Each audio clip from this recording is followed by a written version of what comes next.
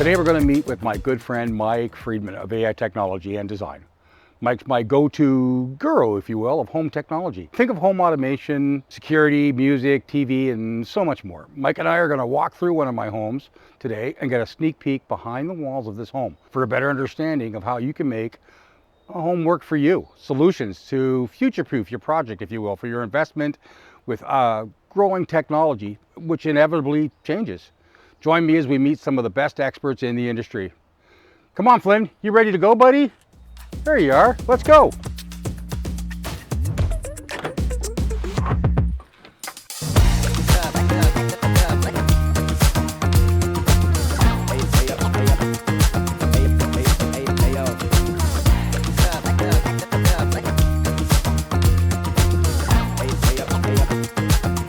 Let's go, Mike. Come on, Flynn, let's go show him the house. Well, I think, Mike, that's what I wanted to talk to you about today. It's the level of technology today that I think a lot of people are asking, what's available? What can it do? How is it important to my home? And how does it integrate with all my systems? And I think this for myself is a question, again, I would like to defer back to you because you are the guy that I like to talk to about this stuff. But this home, you've taken advantage of just about every little nuance of this family. And when I introduced you to them 9-10 months ago now, they had a lot of wants and needs. Absolutely. Hidden doors, media rooms. They want to be able to have multiple offices here. They have 3 little kids. And I know that you took all of that into the planning. And I think now's a good chance for you and I to walk through so I can fully understand just what it is this home's capable of.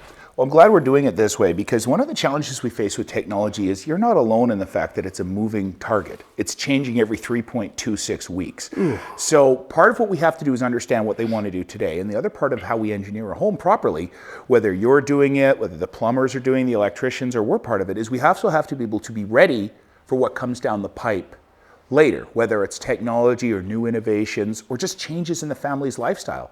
We have to think 15 or 20 years, those little kids will be big kids and they might be empty nesters here. So how does aging in place impact these people later on? And how can we support those needs now and in the future as a lot of things change? End results of everything else we've done in here are down in the basement, and that's where the experience begins. Why don't we follow Mike downstairs and see where this journey actually started? So, Mike, there's a lot of wires down here. Can you explain the difference between this and this? I have no idea what these are kind of for. Absolutely. The basis of a smart, connected, automated home is, of course, internet and a couple other wires. There's 4 types of wiring that will end up coming down into a mechanical room or an equipment room. There's data cables, which does our internet, but it also communicates to all the smart devices in your home. Right. There's audio cables that are going to run the sound system and the speakers. There are video cables to get signal to the televisions. Wow. And lastly, there's a bunch of infrastructure for security as well to make sure the occupants of this home feel safe. First section is going to be over here. These blue cables are all data cables. This is our internet infrastructure. This is not having to run Wi-Fi to the TV. Now, a lot of people are asking, do we still need a lot of this because of wireless internet and things like that, and wireless equipment and wireless speakers? And the answer is absolutely. Your internet's kind of like the highway at rush hour. The more traffic there is, the slower everything goes. Yeah. So if we take a bunch of stuff and we hardwire it, it's like an HOV lane.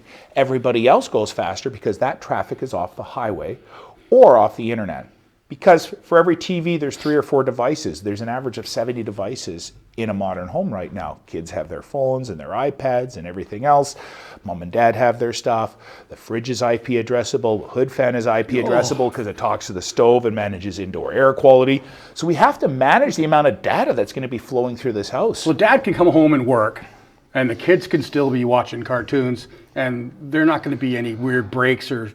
Absolutely. Let's quickly talk about what's happening over here. So we've got our data wires. We have our audio wires. We have some speakers set throughout the house because music's an integral part of a modern connected home. So now we can put all our amplifiers back here. And of course we have some video cables for things like the theater room as well. In this particular corner, we're going to use what's called a rack to put the equipment on. The electronic equipment is actually bolted onto it, so it's not like a traditional set of shelves. And now the wires are all managed, so it's nice and neat and clean. We can manage the electrical power there as well. And we can even do thermal management so this room doesn't get too hot and heat up the rest of the house. That's the first reason we put a rack in this corner. If we put all those amplifiers which create heat throughout the house, that's going to change the internal temperature in the house. So we have to put them down here to thermal manage them. And the reason we want power management down here is really simple. Most electronics on standby use about 25% of the power as when they're on. So if we have a smart plug that turns the power off to equipment when it's not in use, the savings to the people who live in this house for electrical will be significant, but also that equipment will last longer, so their infrastructure investment can be amortized over a longer period of time. So you can have all the cool stuff. Yeah. And with technology, you can actually prolong the lifespan of it and not be burning through thousands of kilowatts because your amp's on 24 hours a day. Absolutely. I mean, it's a really important thing to think about is how much electricity we're using and where can we identify areas in the home to cut down on the electrical use without diminishing the experience of the occupants in the home. Mike, that is so smart. Why don't we walk into the next room and you can show me how some of this stuff actually integrates with all this wiring. Let's go. You'll notice that these speaker wires are coming out of the wall. They're going to be mounted directly on this material, and what's going to end up happening is we're actually going to put what's called an acoustically transparent screen on there. So the speakers will be behind the screen. This screen material has thousands and thousands of micro perforations that allow the sound to come out. Cool. By doing this, see, the most three important speakers in your surround sound system are your left, center, and right. That's 85% of the sound. So by doing this, we've hidden most of the speakers that are going to be getting the most amount of use, and all you see is a beautiful looking screen in here. But there's a lot more to this room as well. You'll notice this. This is called a pre-mount bracket. These have been put throughout the home, and they're designed to do a few things. You'll see the speaker wire sticking out. When it comes time for drywall, our drywallers are simply going to cut this space right out. Now, there's two advantages to that.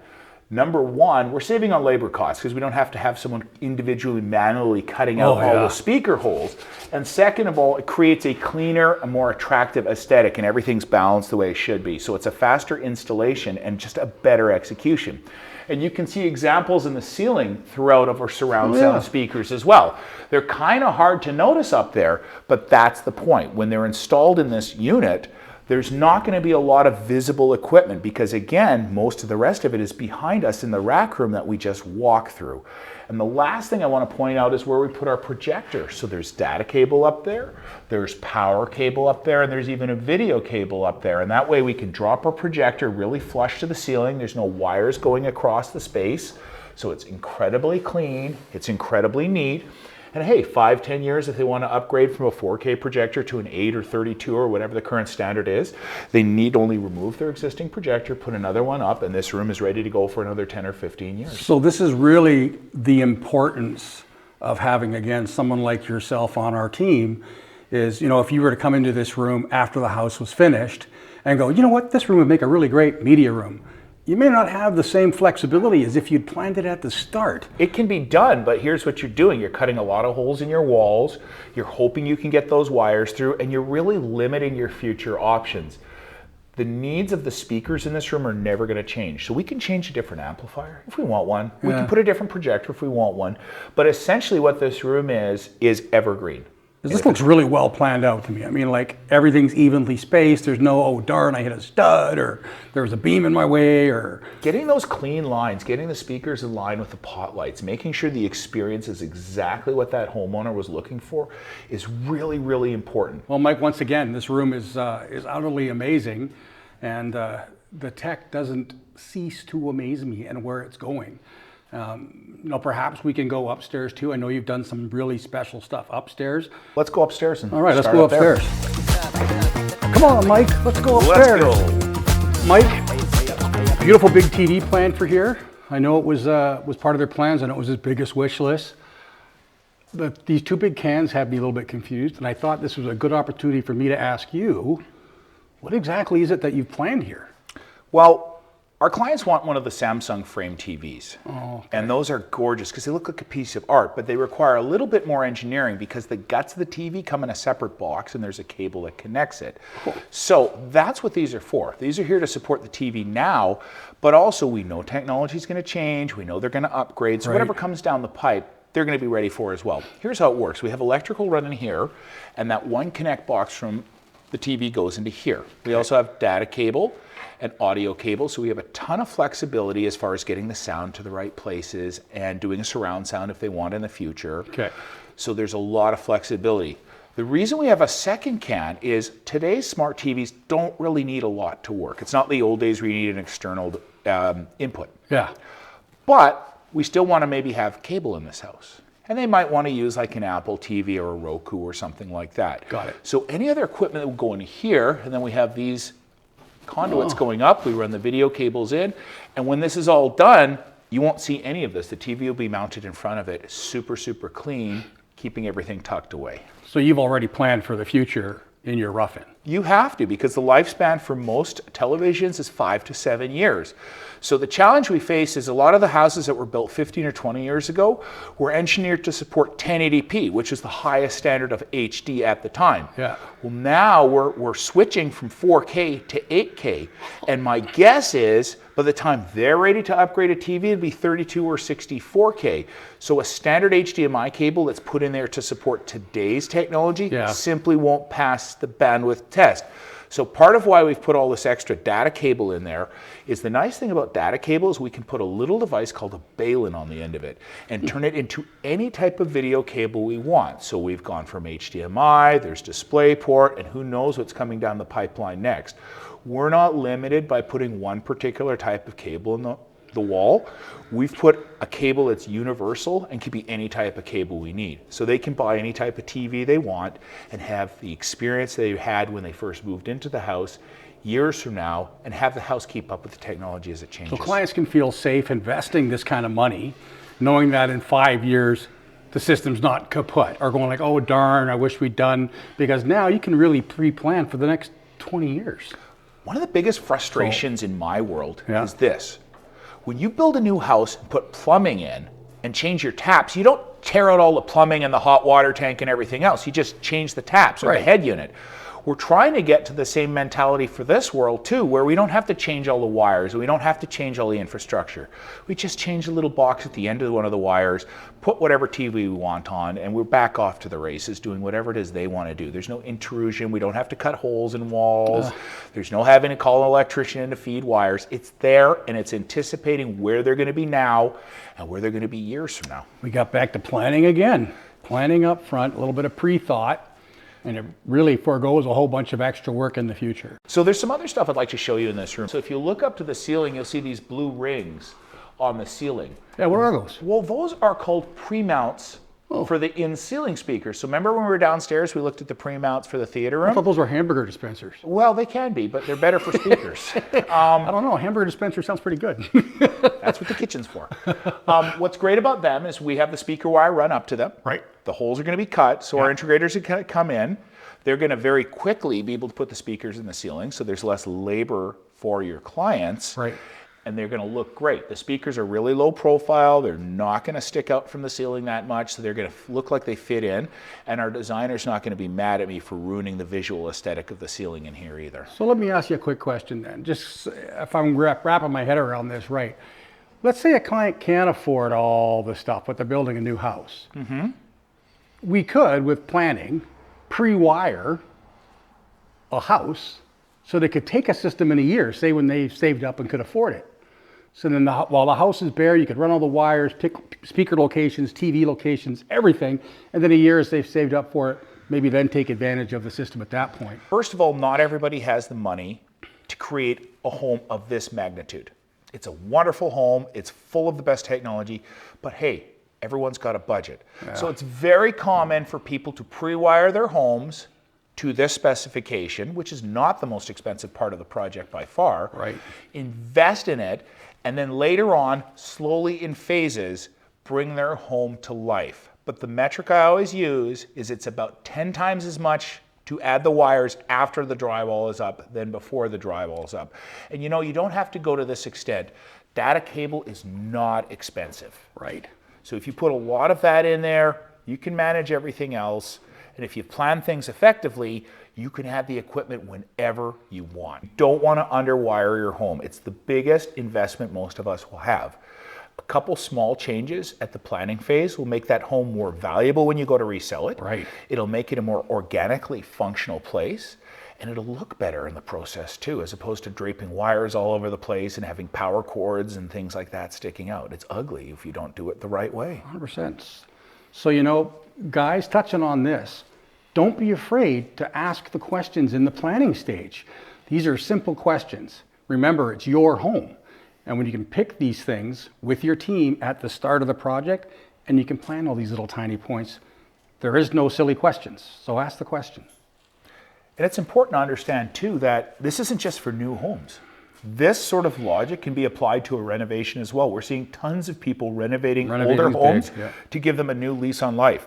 It doesn't take much to bring an older home up to modern smart home specification. And in the process, you make it a more comfortable place, you make it a more energy efficient place, you make it a more safe place, and you make it a more fun place for you and your family to hang out and do the stuff you're gonna do. So we built these really cool pockets for you to hide blinds in. Yeah. So that when they basically close the blinds, they could be integrated into the ceiling, and you're telling me they're completely hidden away, yet all automated as well. So how does that, what was your plan when you kind of walk through that with our Well, the client? real plan is that if we're building an energy efficient house, we have to be aware of external factors, so mostly sunlight. Right. So we know that 75% of the heat gain in the house and 50% of the heat loss comes from windows. Oh. This beautifully designed house has an entire front wall of windows. Yes, it does. So the problem is the sun starts shining through here, it heats up the room. What ends up happening? The thermostat kicks on the air conditioner, now you're paying to cool the room. Right. What we've done here is put blinds up that are automated. So they're designed with sun sensors, or they can be set on timers. So if the sun always hits this room at 2 p.m., they can come down at 2 p.m. Now the advantage of doing that is twofold. First of all, it's nice to have some privacy. You don't have people walking around on the street looking into your home. Right. But the other part is because they come down, it takes a fraction of the power to lower a blind as it does to cool a room with an air conditioner. Right. So instead of running our air conditioner or running our heater, we simply bring the blinds down. Now the other additional thing that we should think about with blinds is they typically have an insulating value of R2 or R3. Really? So nominal in one of these new energy efficient homes, but because we're losing so much heat through here, that makes a big amount of difference. And the last advantage, and one of the biggest challenges we have in these new modern open concept homes, is noise. It's a big open space. Right. Well, anytime we put soft surfaces in, they help absorb some of the acoustic transfer to other parts of the house. So we can be having a conversation down here and it's not going to bounce up the stairs or anything else like that. Right. So it's making a more comfortable house as well as making a house that's more private and more energy efficient. The trick is when you're thinking about automated blinds, two things you need for them to work. One, robust Wi-Fi, which we've engineered in this house. Right. And two, we recommend you run power cables to them. You can get retrofit blinds that are battery powered, but they use a lot of power, Right. batteries, and they're expensive. So by planning ahead, all of this can be managed down below. There's just a power center that goes down below in the rack like we were talking about, and that manages all the blinds. The other nice thing is the blinds and lights can all work together as well. So as an example, they can walk in and there's going to be a switch here that says all on, good morning, good night, all off. So they can literally walk in and press a button and the lights come on, the blinds raised, the music can come on, the TV can be on. So their favorite mode when they get home sort of thing. The house comes to life.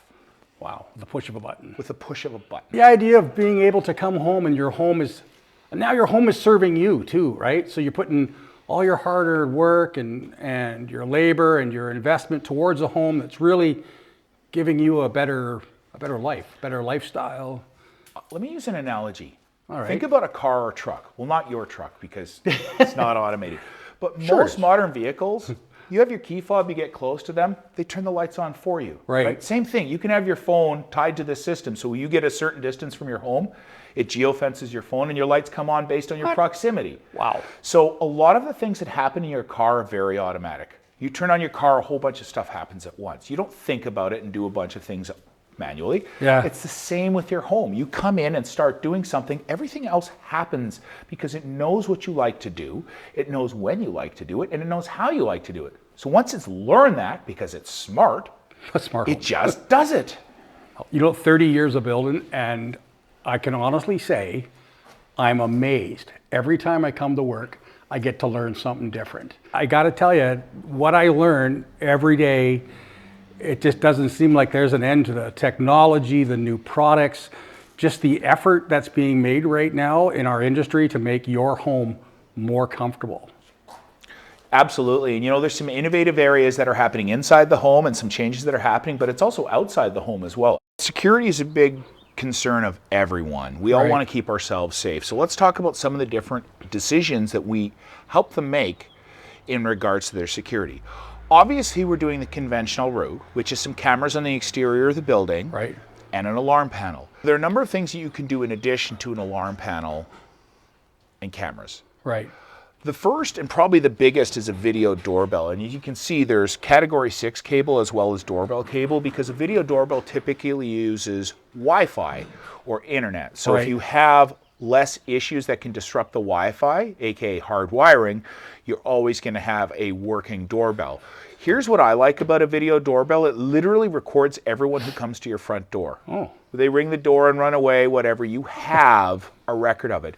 And it works with the rest of the cameras in the house. So they can literally pull up their iPad or their tablet and they can see what's going on. The kids are in the backyard, they're doing what they're doing.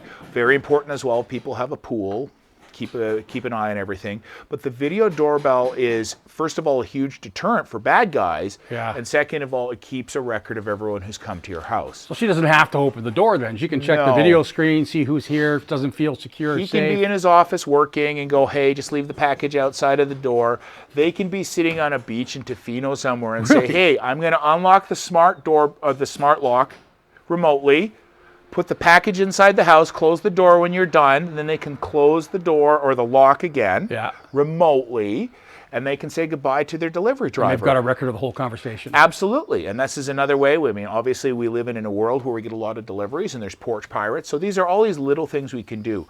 But the other thing in this home, and I think is a really, really important thing that we've done here, is actually lighting control. We also have the ability to turn on all the lights outside of the house using an app or a keypad or whatever.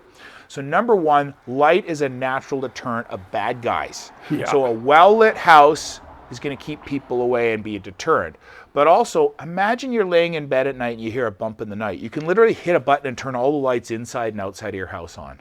That'll scare them away. Exactly. That will absolutely scare them away. And so that's another way that we can keep the occupants of this home safe. And what I like about the exterior lighting is it can be set on a timer differently. Like when we were growing up, you'd set it for 9 p.m. and the lights would go on or off at 9 p.m. The new technology follows the sun's circadian rhythms. So right now it's going to get dark at say 8:37 p.m. But a month from now it will get dark at 9:37 p.m. So you don't necessarily want to turn the lights on at 8:37 because then they're on an hour earlier. So the house will do that? The house will do that. It knows what the daylight and the night are going to be like, and it adjusts its schedule according to those things. So someone can't drive by and say those blinds go up every day at 8:30. Absolutely. I know nobody's home. Absolutely. Because everything changes randomly. Half the trick is to make the house lived in. Yeah. And now this is the last thing we should talk about in security. It goes back to what we talked about initially. We talked about internet being the foundation of the connected home. I want to touch about internet security for a few minutes. I believe there's a significantly higher likelihood of someone trying to steal your information or your data or your confidential proprietary information for your business or your home than they are about kicking in your front door to steal grandma's silverware. So one of the things we did for security was create a very robust enterprise-grade network in here. And that does two things. We were talking earlier about making sure everyone in the house can do what they want to do when they want to do it, but also it's virtually unhackable. So you would have to have someone with a very, very high degree of proficiency doing this. And those type of people are concentrating on big businesses and governments. They're not going after individual homeowners. So it's how they're going to keep their information safe. Well, your home is your castle, right? Why we do this. You want to create this beautiful, special home, and then you want them to be able to protect it and feel good about their investment. I had such a great day today with Mike Freedman from AI Technologies and Design. We got to learn exactly how to integrate the electronics into a home and how to control that home for your benefit. This was a fantastic episode, and I hope you learned a lot. And we'll see you next time.